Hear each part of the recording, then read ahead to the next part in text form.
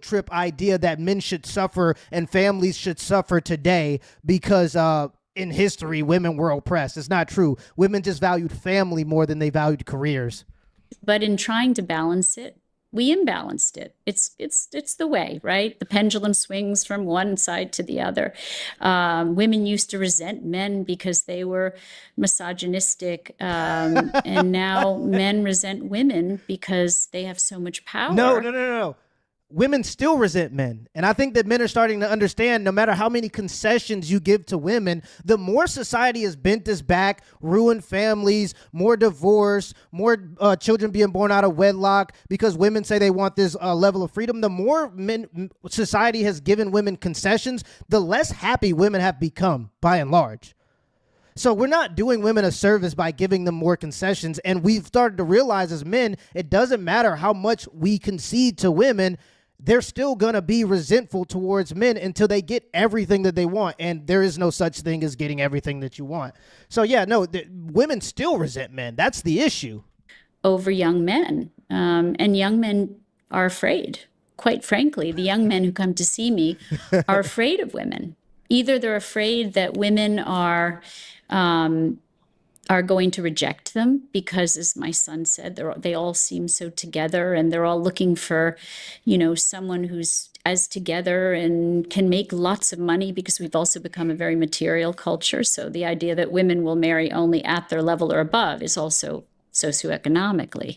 Oh, yeah, for sure. You got to be taller. You got to be looking. Right. I mean, my son has talked about this. He said the expectations even at high school age are super extreme. Yeah, it's and like perfectionistic for this idealized thing, and the swipe apps allow you to just filter until you find somebody that looks like they meet this narrow criteria, and then the way that distributes is also crazy. Like the percentage of candidates that get swiped in the affirmative male to female is totally different.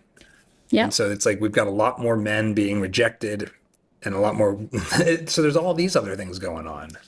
Well, remember what I said about boys being more fragile. They're more neurologically and emotionally fragile. Always were. It's just the way of biology. They always have been. And I would love to see the evidence that points to boys being more fragile. Because oftentimes they kind of try to skew it towards like, oh, boys are falling behind, boys are more fragile. But it's like boys aren't really falling behind. They've kind of been left behind because in every single sense, we prioritize young girls over boys. They're not falling behind. They're literally being left behind. And nobody bats an eye. And so when you take away their identity and you tell them that being boys and being masculine is bad, and they're bad. Yeah, like 90% of the teachers being women that come from these institutions that teach feminist propaganda, that teaches them that that boys can learn toxic masculinity and you should prevent that out of the boys before they even are old enough to even know anything. All of their teachers are women and they come from feminist institutions. Of course, they're going to demonize their behavior as abnormal just because they don't behave like little girls. That's literally what happens in the school system. Young boys at 6 years old are not meant to be sitting in a desk for 8 hours a day. That's not how they learn. They learn through being active. And they use their hyperness as like a passion and a force that drives them towards learning how to do practical skills with their hands. And even if you look throughout history, you'll see that girls have always been more literate than boys. That's just been the case because boys learn different than girls do. Since we've been tracking that, girls have always been more literate than boys. And they're toxic. And, then you've basically robbed them of some of their confidence, some of their identity, and then they're afraid of what women can do to them, what young women can do to them. So it's a power imbalance, really. Men and women should share power, always. Relationships are meant to be partnerships, meant to be teamwork. You don't generally have two CEOs. It doesn't generally work. You have a CEO, you have a CFO, you have a head of marketing, right? In any company, you have different roles that people play. We're not the same. We have different roles we play. We're a team. And so that idea has been exchanged for this idea of competition to be the same. So when women interestingly, when women were empowered, they didn't become better women, more like the best women they could be. They became like men. No, no, no, no. They just became irresponsible. You're not a man just because you do irresponsible stuff. If you want to be a man, go hold a door open, go change some oil, go work 50 hours a week for the next 30 years, and then have your shit taken and divorced. That's what men do. Those are manly things. Just being a degenerate, drinking and having sex with random people doesn't make you behave like a man. It makes you just irresponsible. And I think that's what a lot of women have become. Right? Even in the culture, we've seen this, right? The superhero, the female superheroes are like a copy and paste job. Right. It's like now you can beat up the giant Russian agents. And I'm not saying that's always bad. I mean, we've had great female superhero characters, but there is a kind of like thoughtless, copy and paste. Paste, right. So I'm going to outdo men. I'm going to be a better man than a man. And impossible. So what that diminished again is the yin and the yang, the sort of the team approach with two different genders that each had important, very important roles to play in society, in the workplace, so the idea that you can be equal in intelligence and ambition, but be different too. And that's all been diminished. That's the whole thing, though. Women don't want men that are equal to them in intelligence, equal to them in how much money they make, equal to them in height. They want men that are superior in every single way to believe that they're equal to them. Like, they want the man that's able to run a CEO, like a company, to not want to run his own house. Like, it's almost like this weird thing with the equality thing. It's not like women want men that are their equals it's not that simple. Women want men that are better than them by every metric to believe that they're equal to them. I've been playing around with something that's a really simple way to think about some of this, and not probably all that unique, but it seems like we had, I call it like the cultural bell curve. We had this natural order of things as tribal creatures, was that if you sort of say, like, along the horizontal axis is behavior and the vertical is social acceptance. Mm-hmm. There was a certain set of behaviors that were accepted, and if you weren't in the tribe and if you didn't obey the rules of the tribe, you were thrown off. It looked like a building. It was like flat at the top, or maybe graduated, like, but then steep fall off. Mm-hmm. And in response to that steep fall off and the total rejection of anything that wasn't inside of what's normal, came, I think, a well-intended desire to say, no, the ideal state is flat. All behaviors are equal, except not just acceptable, but there is no differences between any of us, between men and women, between people of different capabilities. Yeah. Nope. That's the blank slate theory, that everybody's equal, that I stand the same chance as LeBron James just because we grew up differently. Basically, our environment is what makes us not equal. And the scariest part about that line of thinking to me is the only way through that line of thinking you can make everything equal is if you have complete control. So I think that line of thinking, the blank slate theory, always leads to like totalitarianism, because the only way me and LeBron are going to be quote unquote equal in terms of our chances of entering the league, objectively, he's taller than me. But by this metric, if we're all blank slates, the only way we can level that playing field is if we control everything. And I don't think that's the way. I don't think that's the way the world works. I think we all have inherited abilities, and they're different than everybody else's. And some of them are advantages, and we have disadvantages too. Everybody has their advantages and disadvantages. Nobody's just equal or the same. And that blank slate theory BS is just like, oh, if we just control the environment, which is total control essentially, then we can make everybody equal and give everybody equal results. And it's just not true. It's this sort of blank slate vision of humanity.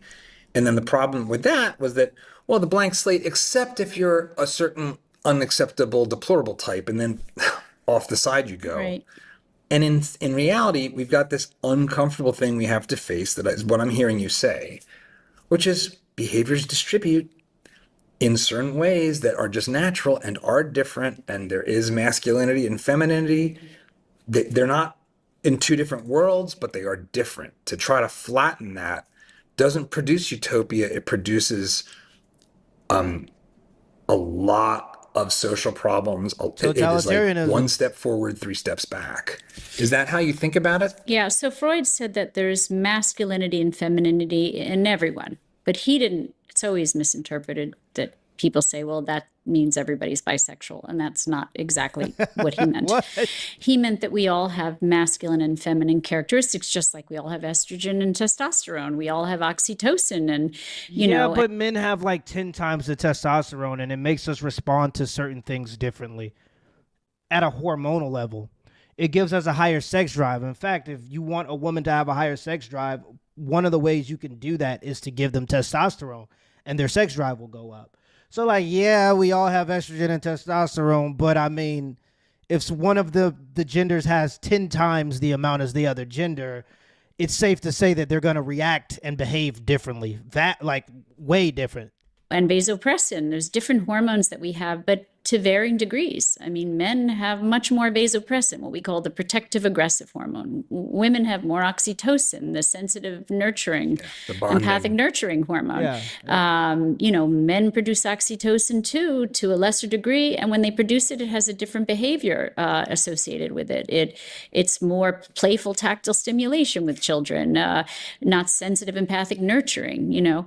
So, there are just differences, and there have always been, to a varying degree, you know, for instance, maybe a woman would have masculine characteristics, but she'd still have more feminine ones. A man might have some feminine characteristics, but still more masculine ones. Yeah, I agree that can happen. And I think I agree what we've done is we've taken that away, and we've said that, you know, women have to be 50% masculine or 80% masculine. Men to be accepted in society as metrosexual or have to be 80% feminine. And so, you know, we're not allowing for the differences. And I think that's really, it's sad for society. It's troubling doing what I do in terms of parenting and seeing how children in this whole paradigm are the ones who are the losers. They're abandoned, because if you have two people vying for the same role of being masculine, then you have nobody who's vying for the role of being feminine. So some fathers are vying for the role of being feminine, staying home with their kids. It's possible. But for the most part, what we have is a society that's become very masculine. But women are becoming more masculine than men. And that's pissing off men. No, they're just becoming selfish and irresponsible. They're not becoming masculine. Masculine is taking on responsibilities and sacrificing for the responsibilities that you have in life. The women, they don't want to adhere to their responsibility to be the caregiver of the family, so they're abandoning it. They're abandoning it and giving it to men and telling men that it's our job to do the domestic duties and to prioritize family while they go and prioritize their careers. They're not actually becoming more masculine. They're just becoming selfish and degenerate. It's an interesting way to think about it. It's like we're becoming more of the worst kind of masculine. That's right.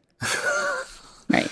Not a healthy masculinity. The healthy part of masculinity was the protective aggressive part. I think I mentioned this on your last show, but for anyone who doesn't remember it, I'll mention it again. There was a study done where mother and father lay in bed together, and the baby cries. And when the baby cries, the mother wakes up because she's very vigilant to the distress of the baby. The father sleeps through the baby's cries. As soon as there's rustling of leaves outside the window, the father wakes up and the mother sleeps through it. Why? Because the father is sensitive to predatorial threat. So what was the good part of masculinity? Being protective. It was protective, aggressive. But then do this though. What was also the good part of femininity? Because that's the part we always lose in these discussions. In these discussions, they're talking about the narcissistic expectations of women to go towards the top 10% of men. They talked about that a little bit earlier, but they never talk about combating that fact. They always just kind of go, men just need to be better, right? So if you're going to acknowledge the better part of that dynamic is that men are willing to get up if there's a bad guy outside, you have to also recognize that a good part of that component is that women are willing to cater and prioritize the nurturing of the child. Because oftentimes people can tell you the role of a man. We all know the role of a good man, but when we talk about the role of a good woman, all of a sudden, if you put anything on a woman, you're misogynistic now. So yeah, if you're gonna point out the fact that in that scenario the good role is that the man is willing to step up and protect and provide, of course I agree with you. But then also you got to acknowledge the fact that the virtuous thing that the woman is doing is waking up and nurturing the child, because they're designed, literally how she's explaining it, designed at a hormonal and a biological level to do it that way. Nature, to protect your family. A father lion on the plains of Africa is going to protect his group, right? So that was the good part of masculinity. And what we've done is we've taken that away from men. Women say, I don't need you. And, you know, what's interesting is this election, where Trump got up and said, I'm going to protect you. And all of the feminist women said, I don't need protection. What do you mean? And the truth is that, you know, he wasn't eloquent in saying it, but there was an aspect of masculinity that was, I'm the daddy of the family. I'm going to protect my young. I'm going to protect my partner who's protecting my young. A team exercise. Whereas today, women are getting angry about that. They're resenting it. And so it leaves men identityless. It leaves them not knowing who they're supposed to be. Their hormones tell them to do one thing, but now women in society are telling them to do something else. It's both confusing and it strips men of their essential identity. By the way, it also strips women of their identity, right? Yeah, I mean, there's it's funny because immigration is such a big issue this year. Yeah, I think a bigger part of that issue is that women aren't expecting men to not be men. Women still expect men to be men. If there's a loud noise at the door, she's still going to expect her man to get up and go do something about it, or she's going to look at him different. The only issue is women are trying to also abandon their virtues and abandoning their duties to be a part of the domestic labor by saying, I want you to still protect me and be a manly man and be willing to die and take a bullet for me, but I also want you to do the dishes too, because I just need help with with my job. So yeah, women still want men to be men. They just also want men to be women too, so they don't have to do anything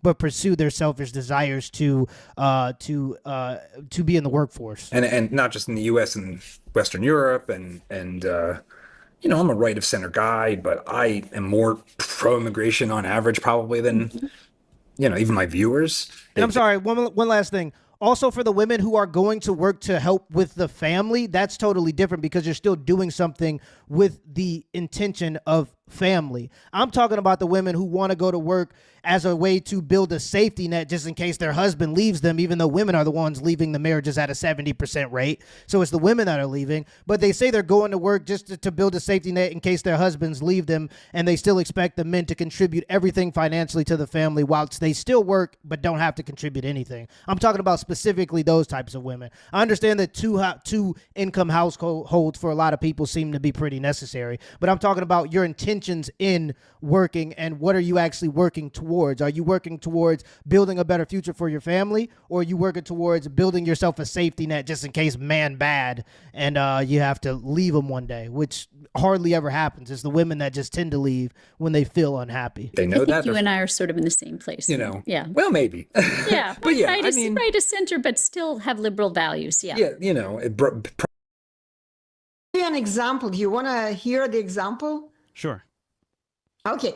Can you take the video down already if we're not going to watch it? I want to see you. Okay. I'm here. Guys, by the way, I didn't smash. I know you will Chill. like this. I want to smash, see man. you. Y'all niggas got to chill. Sorry, go ahead. Chill. I like that. So the bottom line, the speech subject.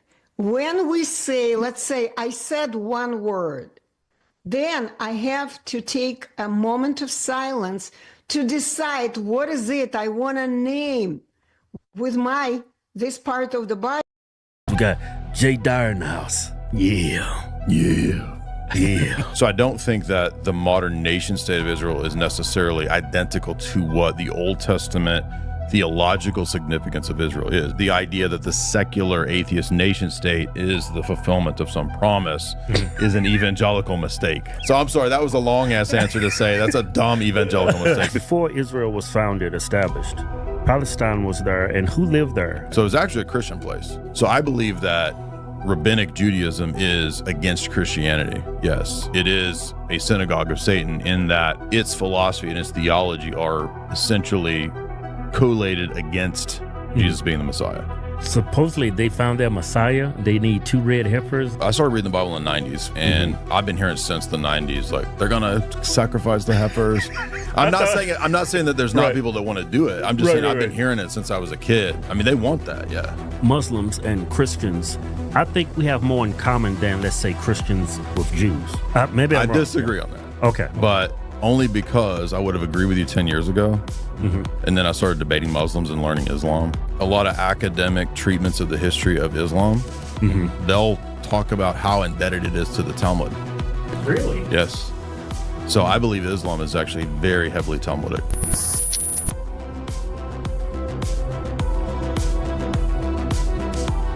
Hey, Kev, what's going on with you today? That's my chapstick. Won't you just put it up there? My chapstick. I don't need it. Yeah, welcome to episode 66. We got Jay Dyer in the house. Yeah. Yeah. Thanks for making it out. Appreciate it. Thank you for having me, man. Honored to be here with you guys. Been watching you guys' clips. Very funny stuff. Very funny stuff. All right, good. You being a religious man, ain't that like a sin? Being a religious man? That's a sin. Yeah. Watching us. Yeah. Oh, liking you. Yeah. Okay. My family, they didn't want to tell what I did on YouTube. Well, back in those days, I used to curse a lot. So Yeah, we don't curse. I don't anymore. curse anymore. Okay. Yeah. You want me to use cleaned it up. codes? Sometimes I slip up. Okay. I just bleep it. Yeah. But anyway, so me and my brother, we just recently, I would say over the last month, we just started reading the King James Version of the Bible. And I text you something, Joe. It's a couple images, and it's about Israel. And I always thought it was kind of, I don't know if sacrilegious is the word for it, for like a government to name an area that Israel, because that's something God named in the Bible to a family, Jacob's family and his descendants. Would you say that's sacrilegious, or am I saying this all wrong? For a government to give a land. So like the modern nation state of Israel compared to like what's going on in the Old Testament and all that. Yeah, I think that it's like the modern nation state was set up to be essentially an atheistic, quasi-socialist, almost kind of a New World Order project. It was established under the British Empire and the British Empire's mandate. But the British Empire was run by the Rothschilds more or less at that time. So this is pretty much a Rothschild project in tandem with the rest of what's called the Atlanticist power block, which is just Western civilization basically at that time. So I think they wanted a geostrategic location to be in the Middle East, to be kind of a landing base for the West. And eventually I think what happened is that it became very much a power block of its own. You know, we had a lot of subversion of our government through operatives. So, you know, a big part of the Epstein-Maxwell stuff was that kind of compromise. So I don't think that the modern nation state of Israel is necessarily identical to what the Old Testament theological significance of Israel is. I think it's the same loose people group. There are still Jews. Like there's some people that think that there's no more Jews in regard to the Old Testament Jews. I do think they're the same people group. When you read the church fathers, you know, they still continue after, you know, rabbinic Judaism comes about in the 4th and 5th century. They still speak of Jews as Jews. But the idea that the secular atheist nation state is the fulfillment of some promise is an evangelical mistake. So I'm sorry, that was a long ass answer to say that's a dumb evangelical mistake. No offense to evangelicals. No offense to evangelicals. But this comes out of dispensationalism and like the Scofield Study Bible, which was funded by Oxford and promoted in America to get people on board with, I believe, the new nation state of Israel. Oh, okay. Yeah. Exactly. Yeah. So go ahead and bring that up. So I was reading this in the King James Version, and it said, well, I don't want to read all of that. It's towards the bottom of that that's highlighted. It said, you know, that was fine, Joe. Keep it right there. The land which the Lord your God giveth thee, then ye shall return unto the land of your possession and enjoy it, which Moses the Lord's servant gave you on this side of Jordan toward the sun rising. So That's like giving a location of Israel. Yeah. To land, right? So bring up the little map I sent you, Joe. So the sun comes up in the east, right? So based on that, There's Jordan. there's Jordan. Now, Israel's in the West. So I would think if what was mentioned in the King James version of the Bible, the area that God promised his chosen people, looked like it would probably be in Iraq or Saudi Arabia, or am I reading this and seeing this wrong? Well, by the time of when David takes Zion, right, eventually when you get to the books of the Kings, you'll notice that David eventually takes Israel, or excuse me, takes Jerusalem, right? So Jerusalem, and this is something you might have not noticed when you're reading Genesis, it mentions the story of Melchizedek, right? Melchizedek was a Gentile priest in the land of Salem, right? Okay. This is way back in Abraham's day, right? So this is before they try to conquer the land. And if you fast forward to the time when David's beginning to conquer the city, the main city of Jerusalem, right, to take it back, people think that this is some sort of like land theft, but it was originally a Gentile righteous people group that worshiped the true God, that the Canaanites and the Amalekites and these other nations came in and took. So God is telling David and Joshua and these people to take that land back, right?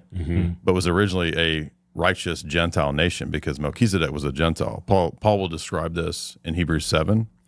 So, I mean, that might sound like I'm getting off topic, but when you get to later on, no, I think that the cities in where we think of Israel today, they are the same locations, right? Like Jerusalem is Jerusalem, and that's the land that by the time of King David, he takes and makes it the city of David.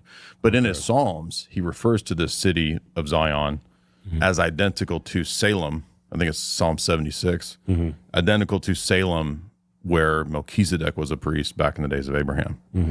The only reason I say all that is that Paul makes an argument out of this to show that in Hebrews 7, he says that the priesthood that Melchizedek had is superior to the Mosaic, Aaronic, Levitical priesthood. So anything that's Mosaic law is inferior to this higher priesthood, which Hebrews 7 says was about Jesus. So Jesus is the priesthood of Melchizedek. We are an order of priests according to the order of Melchizedek. Psalm 110, that's about the Messiah. And then when the Messiah comes, he's after the order of Melchizedek. So it's a superior and a fulfillment of both the Melchizedekian priesthood and the Levitical priesthood. Does that make sense? Yeah, somewhat. A little bit. Well, I'm just trying to give you the history to show that, like, it is the city of Jerusalem. It is that area that eventually they take. And you'll notice, too, if you're reading Joshua, there's a text in Joshua, I forget which chapter it is, but it specifically says that they eventually have taken the land. So, because modern day people in the Likud or Netanyahu's party, they'll try to say that there's still Amalekites around. So they spiritualize and say that anyone that disagrees with Israel is Amalek.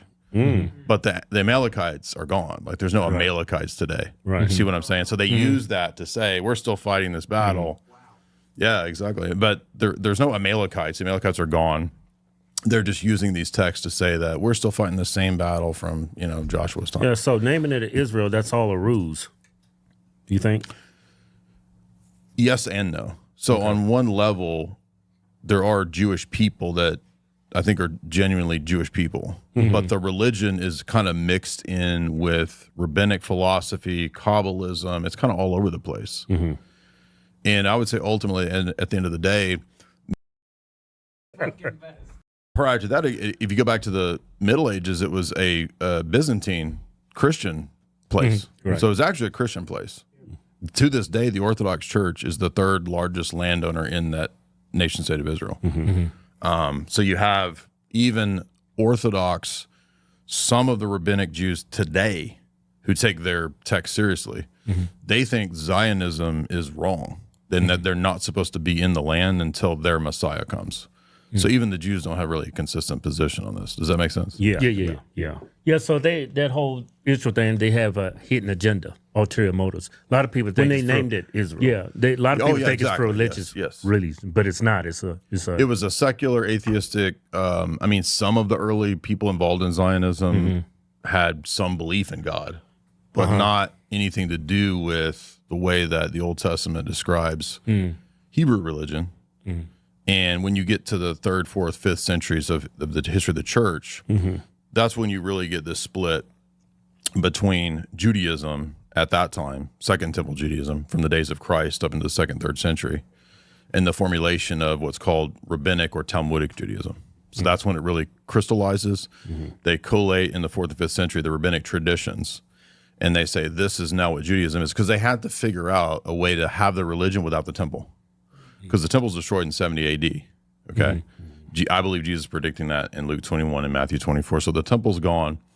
Jews are in the diaspora again, and so they come up with a philosophy and ideology that allows them to kind of make up for not having the temple. So, well, you go to your synagogue, right? How do you do good works and sacrifice? Well, you give money, right? So it's like you make up for not having a temple and all that with this new rabbinic Judaism. And that's where we are today. That rabbinic Judaism is not identical to Old Testament Judaism, even in the days of Jeremiah. If you read the prophet Jeremiah, you're going to notice that he talks about the lying pen of the scribe. Got Alex Rosen back in the house. Pleasure to see you all again. We have over 60 pedo.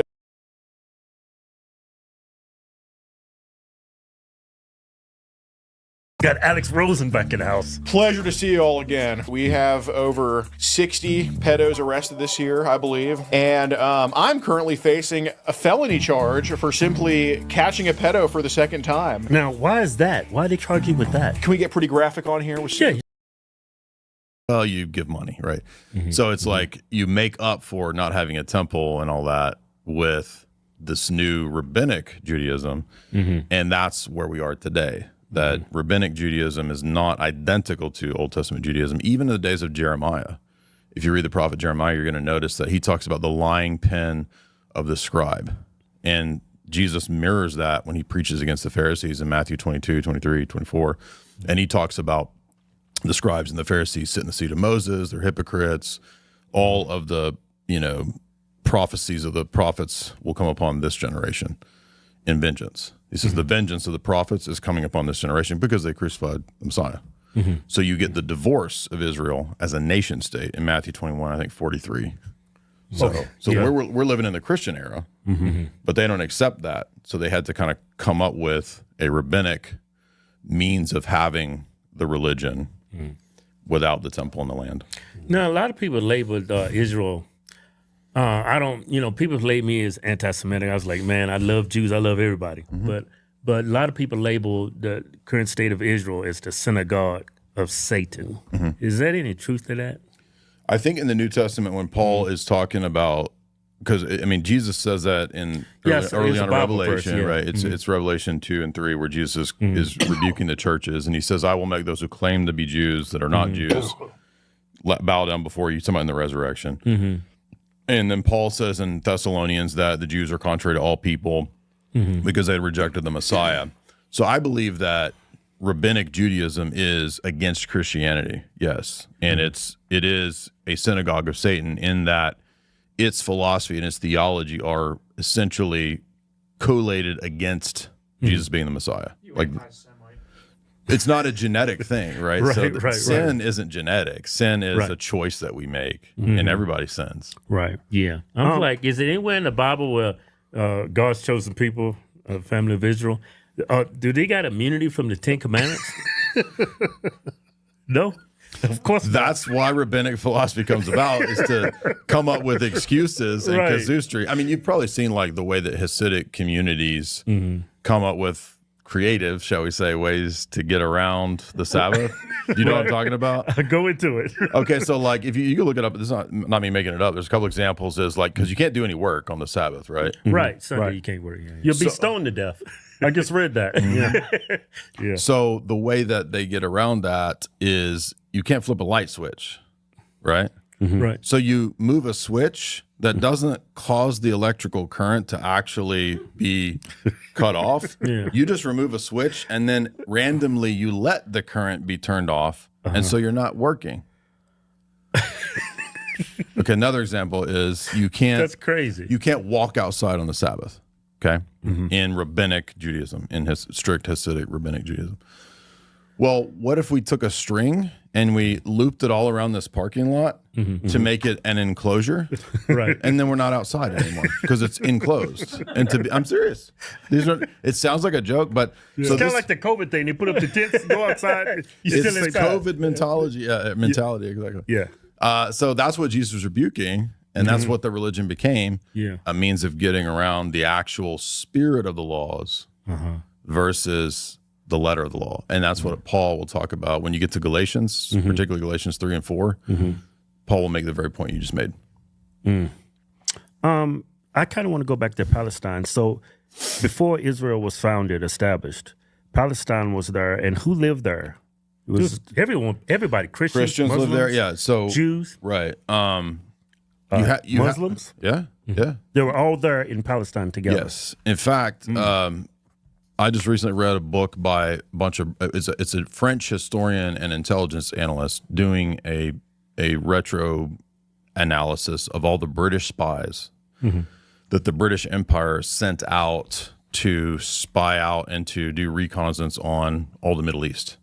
Because at the time of the British Empire, like late 1900, 1890s, 1900, 1910, a lot of the Middle East hadn't been charted yet. Right, so they sent out very famous spies. Even some of them are even women, which is weird, like Gertrude Bell, T.E. Lawrence, St. John Philby.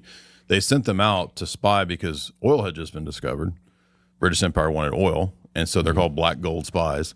And so they went and basically just charted the whole land, all of it, got an assessment of things that people didn't even know existed. Like there were churches, old remnants of churches in Jordan that had been destroyed because it became Muslim, but they were just the old cathedrals that people didn't even know existed. So there's even evidence of communities of Christians in Jordan that people didn't know about until these spies got there is what I'm trying to get at. So it's a very complicated, nuanced history of the Middle East. I'm not a Middle East historian, but I've read a lot on it. I would say, yes, you have a lot of people living there. You have a government that's very amenable to all the people groups prior to the founding of the nation state of Israel, because what happens is the British Empire decides that in order to, I believe, create a powder keg. I think they wanted this dialectical tension powder keg set up there for a purpose, for a reason. Originally to find oil, but there wasn't really oil in Israel, but there's oil around. So they had this nation state established, Balfour Declaration, that was all bragged about by the Rothschilds that they got that through. It was all partly their work. Moses Hess' book confirms that as well from decades earlier. So then it became more and more, I would argue, anti-Christian and anti-Muslim, because I think they want, I mean, there's what some people say 30% of people in Israel now want the temple rebuilt. It's called the Temple Institute. Yeah. So you got a sizable portion, a lot of the Likud party, a lot of the sort of the far right of what Israel calls far right. They want to rebuild the temple. That means they're going to have to get rid of the mosque. They're going to have to do a lot of, and they got to bring in 2 red heifers, perfect, right? all of that would be involved in the new temple, exactly. So there's a sizable portion that wants to do that, and then in America you've got people like John Hagee and the Blood Moons of Israel. You know who John Hagee is? Yeah, like the biggest dispensationalist, right? Like Kufi, right? He's part of this group called Kufi, which tries to collect money from millions of dollars from Americans, like the Adelsons and all these people, and then they send it to try to rebuild the temple to the Temple Institute. So you've got a sizable portion of dispensationalists and American evangelicals who support this idea. And I think, to your point, yes, it probably was a lot safer and more amenable to pilgrims and Christians, right? Before the British Empire put actual Jewish terrorists there. So the Irgun, the Stern Gang, this is where the modern nation state of Israel's actual military militia comes from. It comes from these organized crime gangs that are they bombed the King David Hotel to try to get rid of the British colonial oversight. Does that make sense? Yeah. Had y'all heard that? A little bit. Okay. Yeah, but I came across on YouTube where there was supposedly they found their Messiah. They need 2 red heifers, and they gotta like bomb that mosque there and remove it. And I didn't know how. I was like, it sounds crazy to me. I mean, I think that they was going to clone the 2 red heifers or something. There's always been this push. I mean, even I started reading the Bible in the 90s when I was like a young evangelical guy, and I've been hearing since the 90s, like they're going to sacrifice the heifers, and there's going to be. Okay. I'm not saying that there's not Right. people that want to do it. I'm just Right, saying right, I've been right. hearing it since I was a kid. Right. And I don't know how legit those articles were back then, but I mean, they want that. Yeah. Yeah. Like there's a sizable group that wants that. But to, if you're a historic Christian, like there's no Zionism in the history of Christianity. Right. It's a modern atheist political movement. It has nothing really to do with what's in the Bible. But to your point, they use the terms of the Bible to kind of make it seem like to dupe people. to dupe American evangelicals. And that's John Hagee's job, is to get people on board with it. I think Fox News is complicit. Well, I mean, I just don't understand. Like, I brought Victor Ostrovsky's book with me, which I've been reading. Have you heard of him? He's like the famous Mossad guy that first came out with a book talking about what they're up to. No, Came out in 80s, like the early 80s, mid to early 85 or so. And they interviewed him on C-SPAN, I think around the time, like around 1990, because he put out a second book called Strategy by Deception. And he says in the clip, like, we just use it as a trick and everyone knows it, to call people anti-Semites. He says anytime somebody starts telling the truth, he says this. He's a proud Jew. Like, he says, we just use the label to discredit them. Right. So it's a known trick. And the boy eat it up every time, right? I mean, he wrote By Way of Deception, which talks about a lot of this stuff. And he was with Mossad. Former Mossad who quit because he said he just couldn't go along with it anymore. He's tired of it. Isn't And their slogan, victory through deception? warfare by deception, right? But he wrote this in 1990, I should say. And then in his second book, he admits that Israel, for strategic purposes, helped fund, arm, and create Hamas. Yeah. Netanyahu admits it too. Yeah. Multiple times. And so I was supposed to debate a guy on this, and he backed out of it. But, like, I mean, it's He like, backed out, huh? yeah, it's on record, right? Would you ever debate Ben Shapiro? Or Yeah, I asked him to debate multiple times. I think he just wants to talk fast and ignore the debate. Facts and logic. Babylonian Talmud, facts and logic. I mean, that's how it would go down, right? Yeah. Like, wait a minute. And he would just like, it's like the same as that chick I was debating on whatever, like two nights ago. yeah, he's a very intelligent man. He knows all these He things. is intelligent, yeah. He It'd knows be a all good these debate, things. yeah. I don't think he would do it, though. I mean, he tried to debate, or Candace tried to debate him, and Yeah. he backed out of that. Yeah. If he's not going to debate a black woman, he definitely ain't debating a white man. What if I identify as a black man? There it is. Netanyahu propped up Hamas. Now it's blown up in our face. Now, in his second book, Ostrovsky's second book, he says that the reason they did that was because a strategy of destabilization through an Islamic radical group was more effective than Arafat and the PLO, because that was a stabilizing force, and they'd rather have something not stable than something stable in terms of their enemies. Right. I've heard stories that Netanyahu and Israel is behind 9/11 to create the animosity between evangelicals here in America and Muslims. There's definitely a key role, I think, that what's called far right party played. I guess the Likud and those people, because most of the people that wrote the PNAC document that talks about America needing a Pearl Harbor style event prior to the 9/11 event happening. Okay. Many of them were neocons. Many of them were like big Israeli operative type people.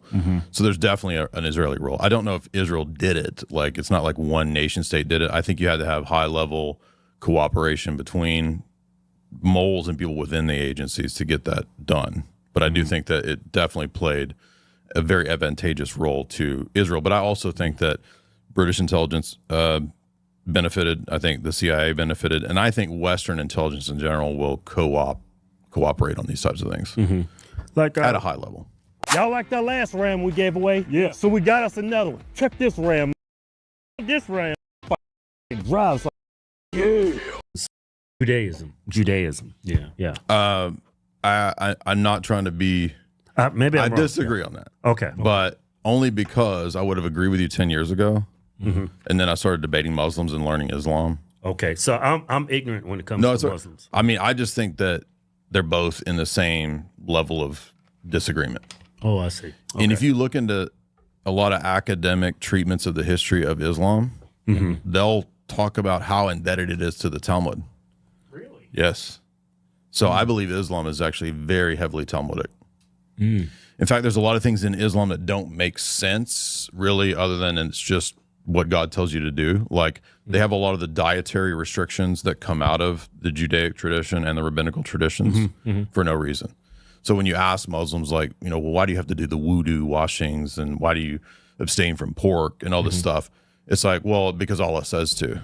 And then when you look into the sections in the Quran that have these dietary restrictions, it's sort of like copied and pasted out of the Old Testament, out of Leviticus, but there's no real reason for it. Plagiarism.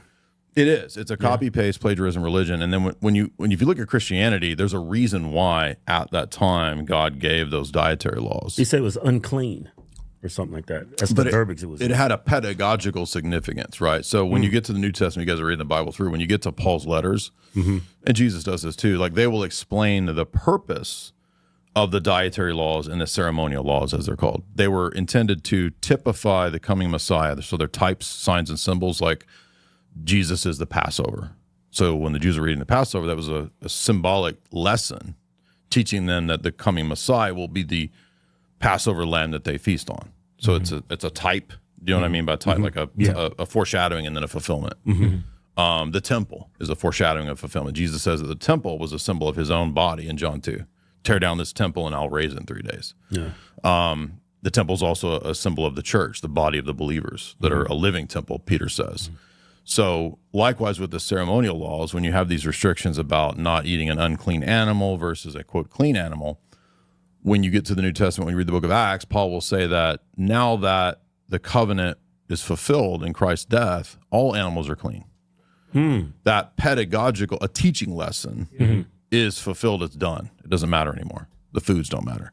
He says what matters is the spiritual principle behind the unclean and clean foods is evil actions versus good actions. Okay. So it's a symbol that symbolizes moral good and evil. Okay, yeah. And it's fulfilled. And so religions like Islam and Rabbinic Judaism are trying to keep things that don't have a purpose without that key figure of the Messiah who fulfills the purpose of those things. Because those things you said is plagiarized. They're taking things out of context and it doesn't make sense in their Bible. Because that religion is only about 600 years old?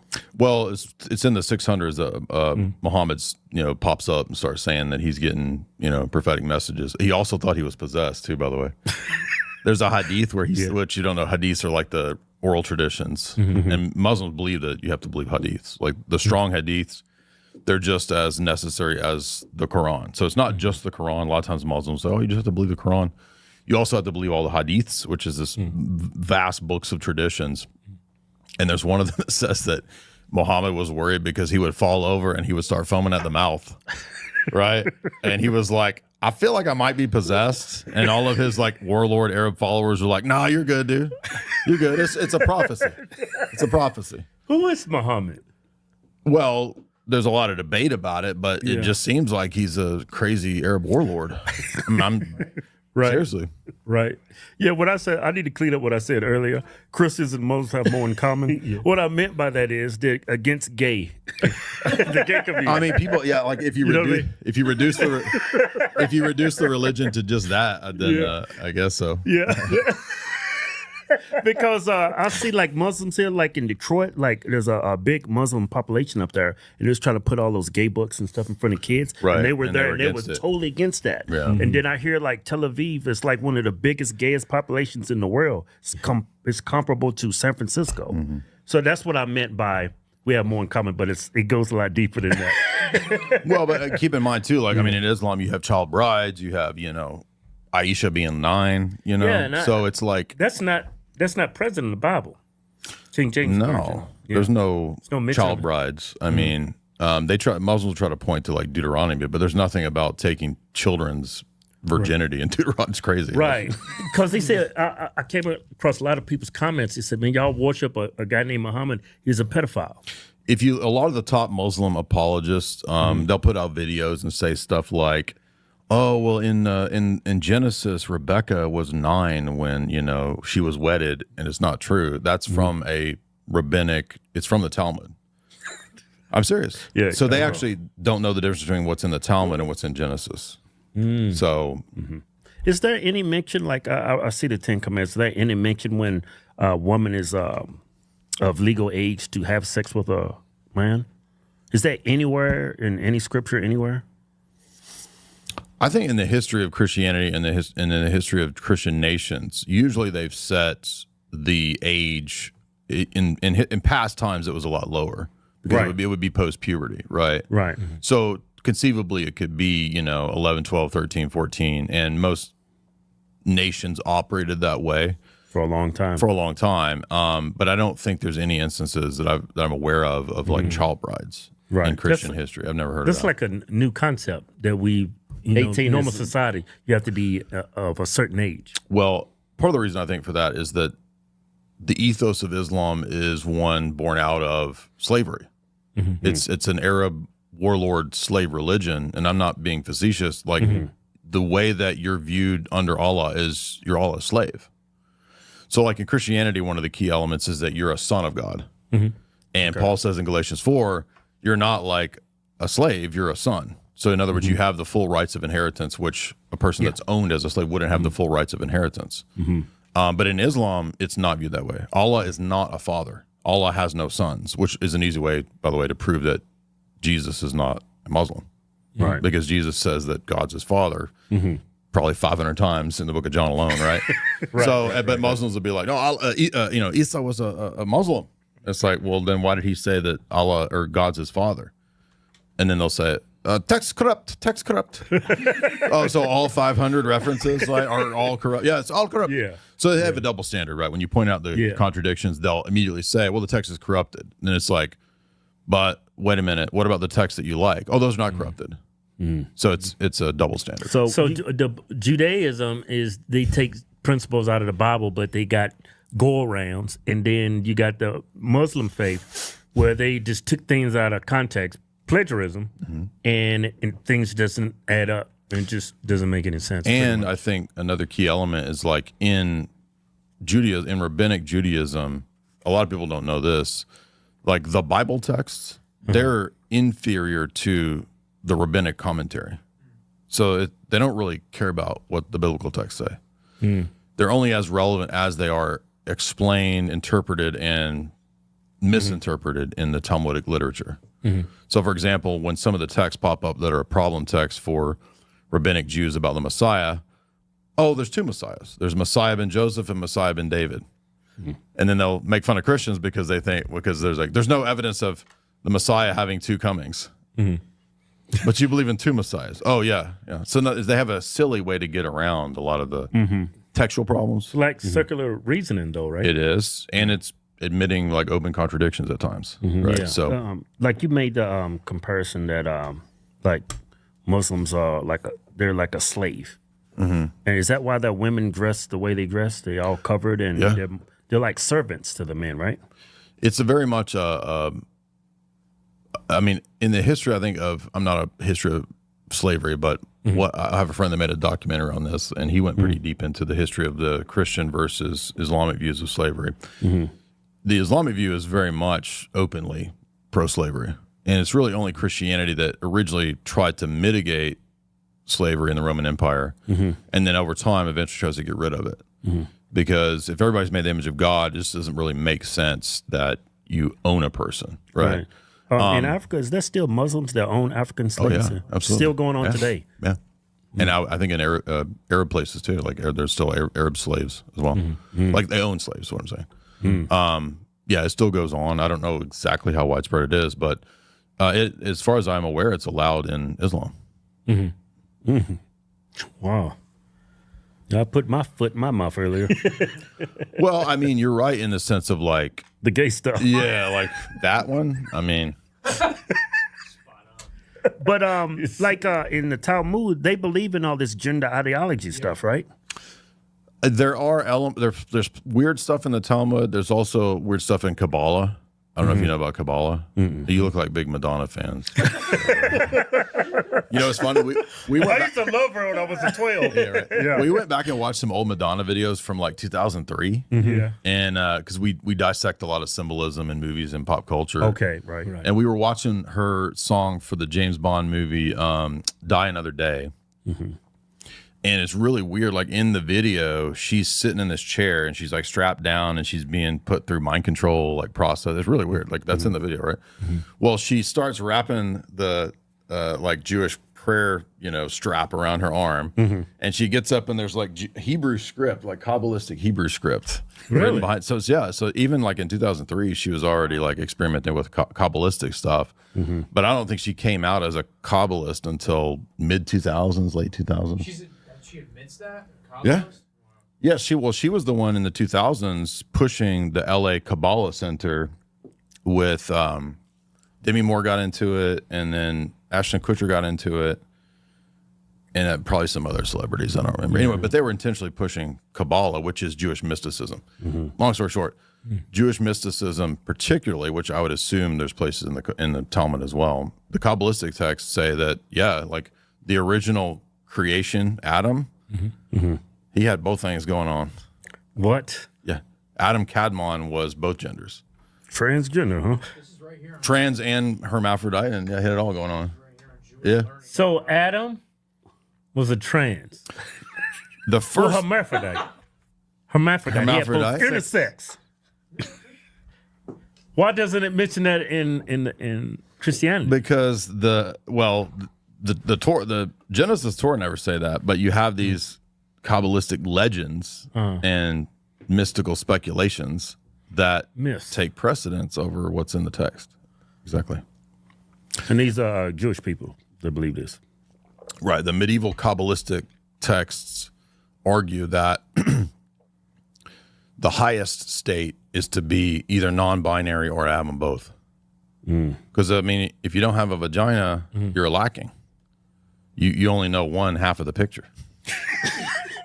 It's funny. Ben Shapiro, he does reactions to these dumb woke TikToks, and it's all these transgenders and non-gender conforming people, and he mocks them. It'd be funny to ask him about the Talmud, right? Yeah, it's like, this is what you believe. You believe in this. You know what he's going to say? What? We don't have to believe that. It's just an option. It's optional. He'll say it's optional because in that system, it's a dual ethical system also, right? Everything's relative. It's relative, and also, like, if they're arguing to somebody outside of the system, Muslims believe this too, by the way, they can be deceptive. They don't have to give you the true position. Like a cop interrogating you. A good way to put it, yeah. What? It says in the Talmud you can deceive a non-Jew. There's situations where you can do that. The Quran also says, there's a text early on in the Quran where it says something to the effect of smile on the outside when you're in the minority, and then go to war when you're in the majority. Exactly. So no, they're not bound to tell you the truth. And that's crazy. Yeah. In Christianity, though, you have this assumption that, like, if we were to go into a debate, right, like I'm going to tell you my position. You know what I mean? You're going to be honest. But there's an in-group preference and an out-group, like, not preference, right? So, yeah. So, like in the Bible says, you shouldn't be a false witness, a bearer of false witness. Jews and Muslims don't believe in any of that. Well, they can lie. They'll say that, and then they'll do the Talmudic move, where they'll be like, well, I don't, but Jesus says, let your yea be yea and your nay be nay, right? But yeah, they're just completely different. They're ethical systems based on a form of tribalism.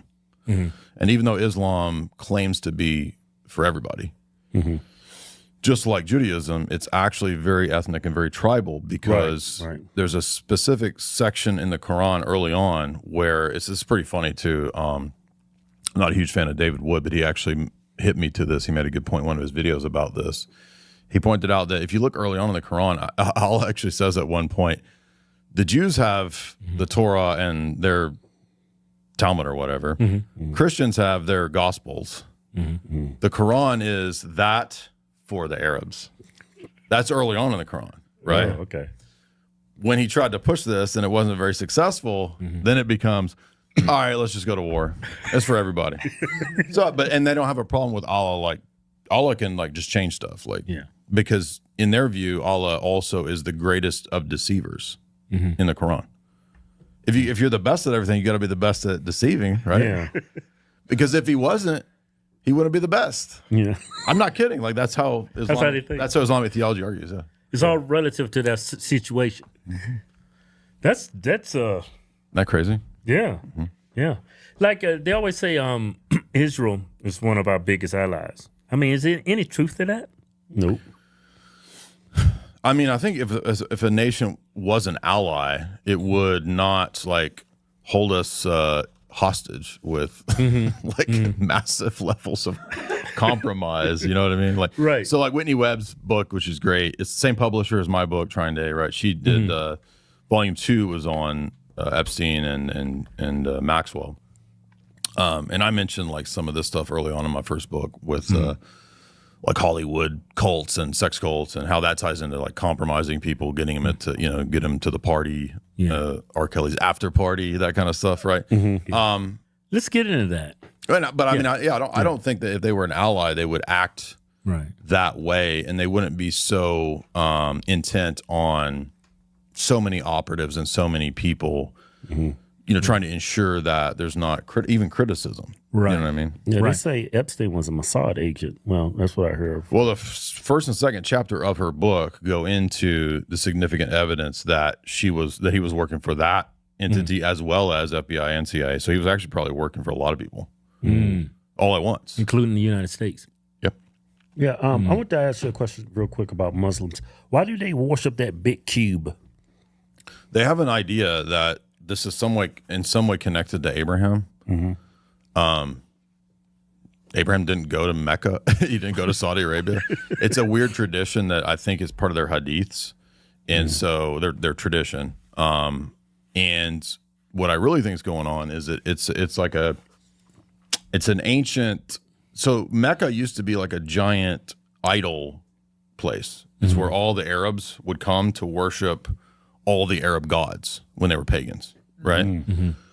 I believe it's a holdover because they reverence it of the paganism, I'm saying. So they reverence it, which doesn't really make sense with Islam's iconoclasm, that you can't have images, you can't reverence created things. That looks like out of Transformers. What's that cube? It's grab the cube, Transformers, boy. mount up. Yeah, the cube is here. Muslims, mount up. So the faith of Islam and Judaism is like, I mean, maybe I'm jumping to conclusions, diametrically opposed to Christianity. Yes. In my view, again, like having looked at both of them fairly extensively, they're both antithetical to Christianity because they're both, number one, against the idea that Jesus is the Son of God. That's just fundamentally what Christianity is. If you read 1 John, 2 John, 3 John, he emphasizes that anyone that denies that the Son of God came in the flesh is Antichrist. And all three of those two religions are premised on denying that. Nathaniel Witwicky. Abu Witwicky. Mount up. Yeah. Hey, what do you think about the Vatican and the new Pope? Yeah, I'm a huge critic of Roman Catholicism and the papacy. Orthodox Christianity believes that there should be bishops, not Bishop T.D. Jakes and not Bishop Tilda Swinton or whatever his name was. By the way, I don't think he got the joke that I was calling him Tilda Swinton just to be silly, and I kept calling him that. And then I don't think he ever got the joke, but the producers got it. But women priests and preachers across the board throughout Christianity. I think even in my denomination, where we do not ordain women, we are behind the times when it comes to recognizing the full humanity of the talents and the gifts of women and what their contributions can be toward ministry. Woke. Jay, you don't look very convinced. No, I think Bishop Tilda Swinton is way off there because women were never ordained in the history of the church to the priesthood or to the bishopric. It's always been forbidden. And again, it's just liberation theology that he's pushing. And then he says he's not personally pushing liberation theology, but actually it is liberation theology. He's already contradicted himself. That is what you said. That's not what I Literally said. Everything you laid out was liberation theology. What you described as liberation theology was not liberation theology. I never said your definition, your opening statement. Your opening statement. He liberation I theology. he think literally you've got said a he's problem the with believer in liberation but theology. that's Right. no problem. Your opening statement, and it's I not never historical said Christianity. I didn't ascribe to liberation theology. I said your definition. You outlined inclusivity. Inclusivity was not what liberation Okay, but theology. Jay, all right, hang on. Time out. Jay, out of don't get to interest, define. Jay, out of interest, why should there not be women priests? Well, it's not what Christ laid down. Christ laid First down Timothy the 2 says women church should not to teach in only the have church. a male Right, priesthood and to only have women being in a certain role. It's not that women can't be involved in the church. And you notice his fallacy there. He Where did said he that say it means that he said women are not fully human. And if you don't believe in them being in the priesthood, it has nothing to do with their humanity. It has to do with roles. And women are not made for every role. They're not made to be in men's sports, for example, right? It's the same logic that this guy has in terms of his liberation theology. My name which is he does Bishop Talbot Swan. My name is not this guy. You've been dealing with me in a very disrespectful Bishop manner. Tilda Swinton. Excuse me. Bishop Tilda Swinton. If I go back, Who's that guy shaking his head with the other guy to your that gay Anglican dude, yeah who is he? He kept shaking his head whenever you talked. just some gay Anglican dude. Man. he wants women to be in his church too, running everything. So Yeah. What? But it's explicitly said in the Bible. They don't roles of women. they don't care. For them, I think religion is subservient to political agendas. You know what I mean? Like it's just a tool of like, Right. that's what liberation theology, social gospel, that just makes Christianity and the church like a version of Judaism. soft power. yeah, exactly. Yeah. It's relative to your situation. Just And you liberalism. can bend and fold it however you want. It just Right. doesn't make sense. Like most of the people that the priesthood and people that follow the Lord, it's like most of the stuff they put out to everybody. It's not even in the Bible. I mean, look It's at like contradictory to the Bible. Yeah. Look at the Secret Service. Trump there was a woman leading the Secret Service. Look at women Secret Service agents. Who wants that as a man? Well, the only reason they failed is because men oppressed them, you see. Right. They would have been successful had the men not been oppressing them the whole time. Some female priest for y'all. Serving in church leadership. We're girls and we're priests. Of course, we're going to talk about the deeply mystical yet profoundly human power of Christ coming into this world through the body of a consenting woman, Our Lady, Mother Mary. Of course, we're going to keep doing our job, even though there are trolls in our comments. We're girls and we're priests. Of course, we're going to match our earrings and our shoes. It's like all about them.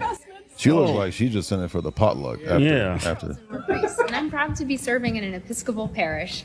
We're girls and we're priests. We're no stranger to holding a baby while preaching, celebrating the Eucharist. It ain't her baby because we know they don't have babies. Yeah. Right. Of course, we're going to remind you that there are women in Scripture serving in church leadership. No, there's not. Narcissist. God for Yeah, today's exactly. pride LGBT. Oh. reading from the book of Sirach, chapter 43. When it comes to marriage, I always thought that was a between a man and woman. It was a religious sacrament. When the government passed that law when Obama was in office, I totally get why you say the government should be able to do it, but why are they forcing churches to do it? Social engineering, social control. I mean, Yeah. you mentioned the papacy earlier. One reason I'm not a huge fan of the Catholic Church is in the 1960s and 70s when they were really pushing during the time of the Cold War to make the Catholic Church a version of American soft power. What they did was they sent in certain CIA operatives, one of whom was named C.D. Jackson, and he created this idea of the doctrinal warfare program. This is a real thing. You can look it up. It was declassified in 2013. The idea was to make, just with the Roman Catholic Church as an example, make it into a form of American neoliberal soft power throughout the world.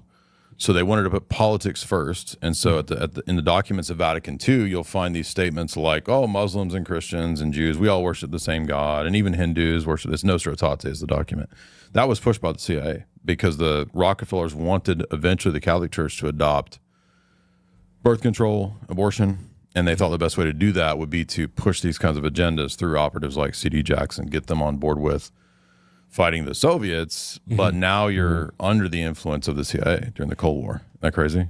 So I think the papacy, even into Francis and with this new guy, it's still just a tool of the deep state.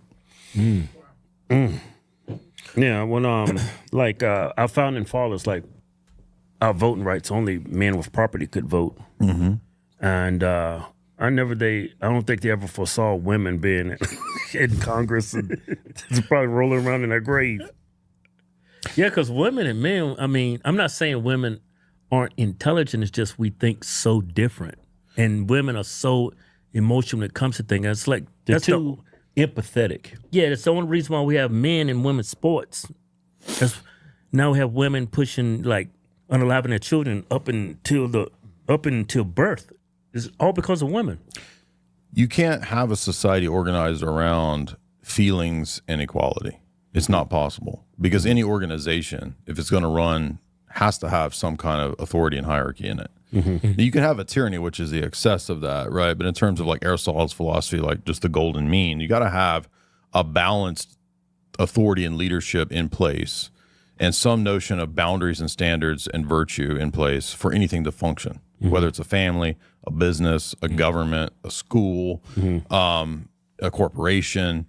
And I don't think that in terms of biology and nature, just go watch the debate that I did with that goofus girl for the last 2 days and see if you think she's a rational person who could lead something and organize something and run a business. It's not going to work.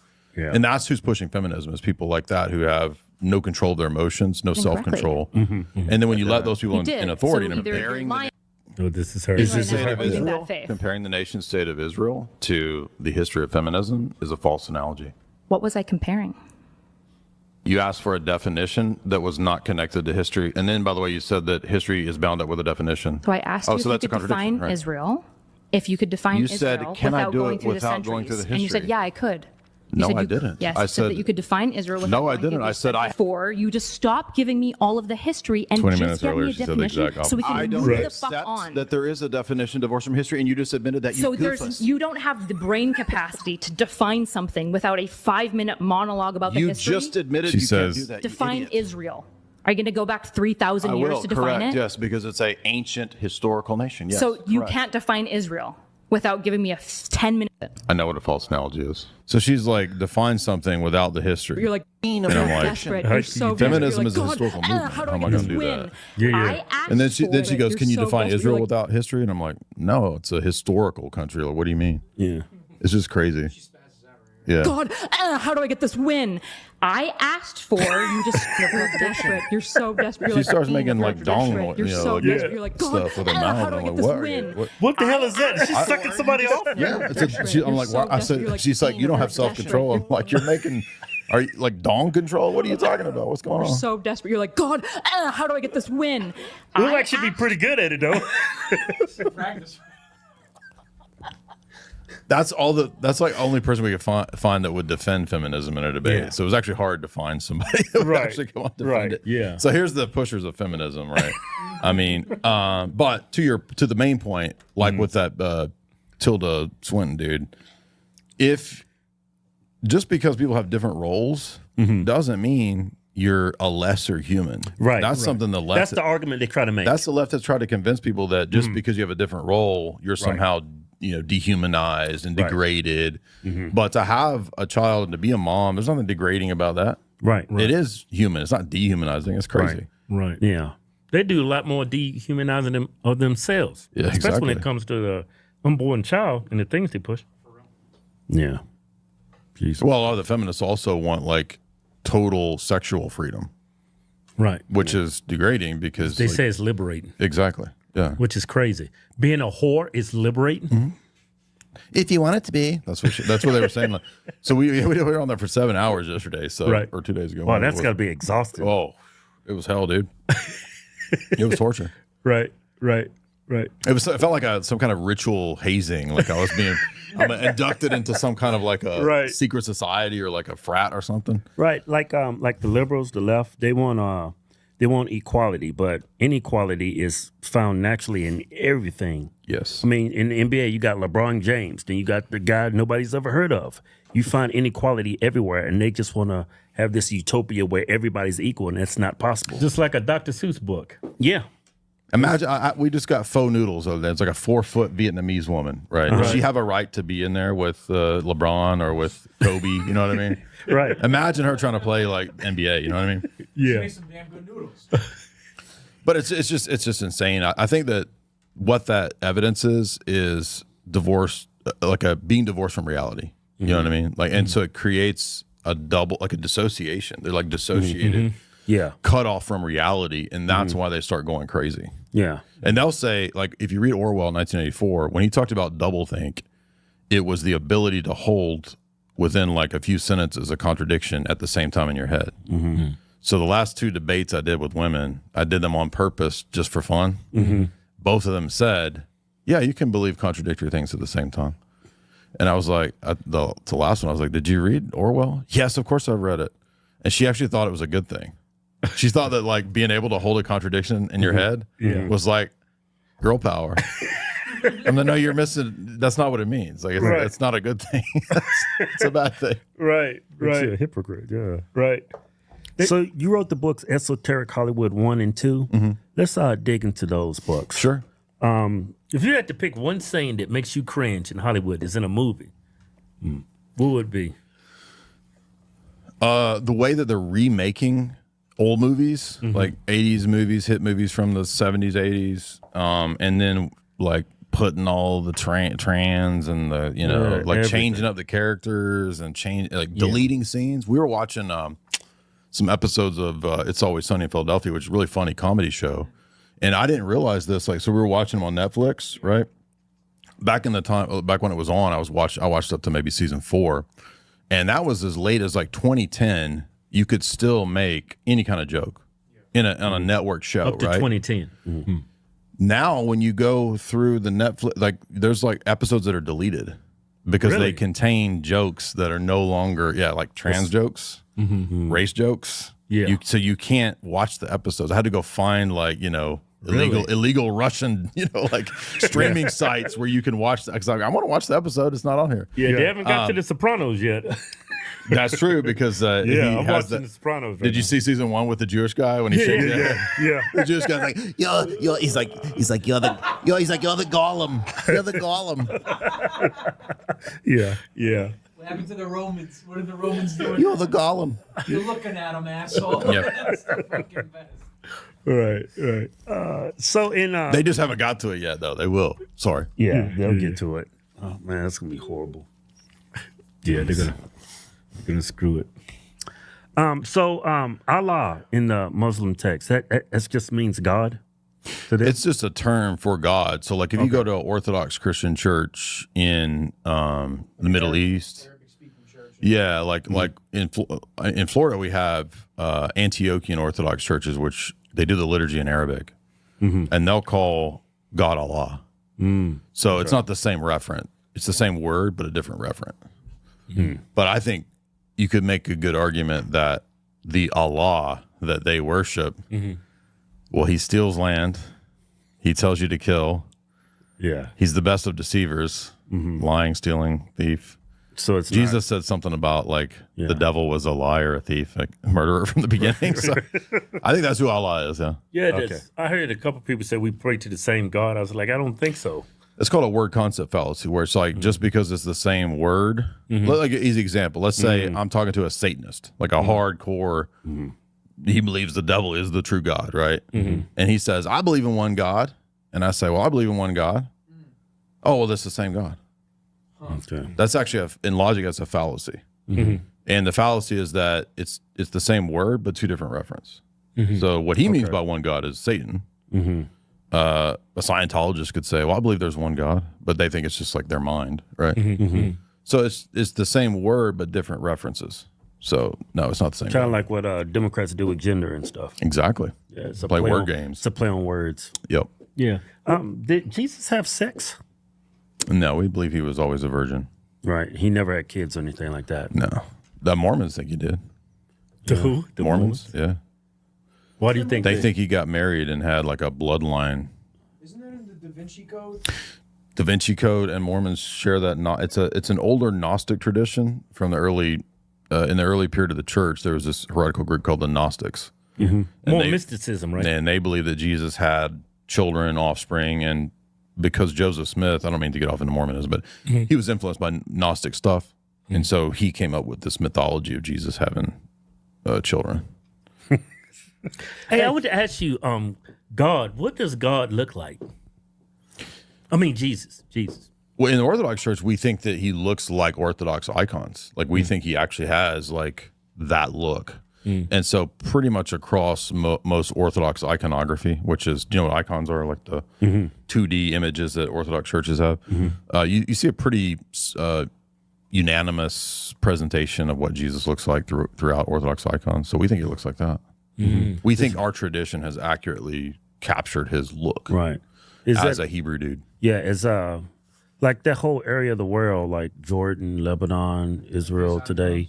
It's exactly. Yeah, so those are Orthodox icons. Are usually pretty synonymous with the way Jesus is presented, because we have pretty strict rules in the Orthodox Church about how you can do icons. You can't just like Roman Catholics are like, they'll do like Chinese Jesus, black Jesus. Right. We think that Jesus has to be presented as Hebrew in terms of the lineage that he had. So he's not a white dude, he's not an Asian dude, he's not a black dude. He's a Hebrew dude. He's definitely not a black dude.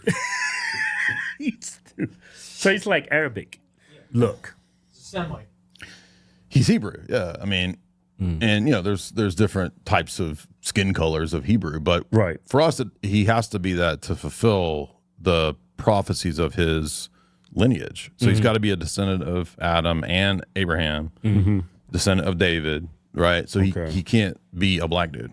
He can't be an Asian dude. I mean, I just know by his character he's not like in the Mormons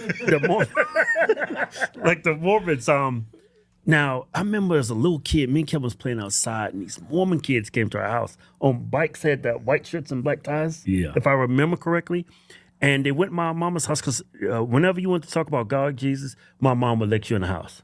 Right, she's very religious. So me and my brother's outside playing, and then I heard my mama cuss, "Get the fuck out of my house, you motherfucker!